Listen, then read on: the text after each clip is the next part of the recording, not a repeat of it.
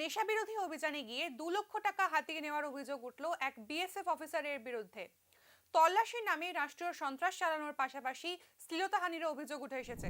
কলমচৌড়া থানাধীন তেলোয়ারচর পঞ্চায়েত এলাকার বাসিন্দা লিটন মিয়ার বাড়িতে তল্লাশি চালায় বিএসএফ ও স্থানীয় পুলিশ। 201 বোতল ফেন্সিডিল, 300টি ইয়াবা ট্যাবলেট সহ বেশ কিছু পরিমাণ গাঁজা উদ্ধার হয়। তল্লাশি শেষে বাড়ির মালিক লিটন মিয়াকে থানায় নিয়ে এসে জিজ্ঞাসাবাদ করা হয় এবং তার বিরুদ্ধে এনডিপিএস মামলা দায়ের করা হয়। তবে এই ঘটনায় পাল্টা অভিযোগ উঠছে বিএসএফ আধিকারিকদের বিরুদ্ধে। লিটন মিয়ার স্ত্রী শিল্পী আক্তার অভিযোগ জানিয়েছেন যে পূর্ব পরিকল্পিতভাবে একজন বিএসএফ অফিসার কয়েকজন জওয়ানকে নিয়ে জোর করে তাদের বাড়িতে ঢুকে পড়েন। এরপর ঘরের সব জিনিসপত্র লণ্ডভণ্ড করে বাড়িতে থাকা নগদ প্রায় 2 লক্ষ টাকা লুট করেন। লুটপাটের পাশাপাশি বাড়ির মালিককে মারধর করার এবং তার স্ত্রীর শ্লীলতাহানির অভিযোগ উঠেছে ওই বিএসএফদের বিরুদ্ধে। অভিযুক্তরা কলমচৌড়া থানায় লিখিতভাবে অভিযোগ দায়ের করেছেন।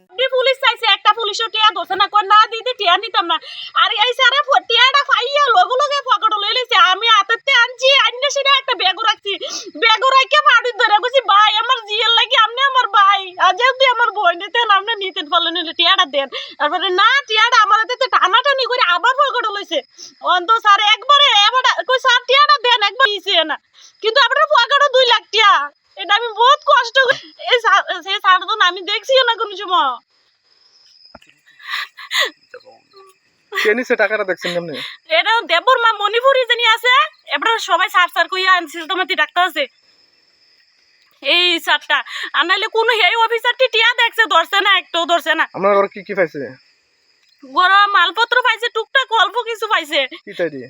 ফেন্সি আর স্কোপ 10টা এমন আসলে আর পরে এডি কোনতে আনছে এডি কইতারি না আমি।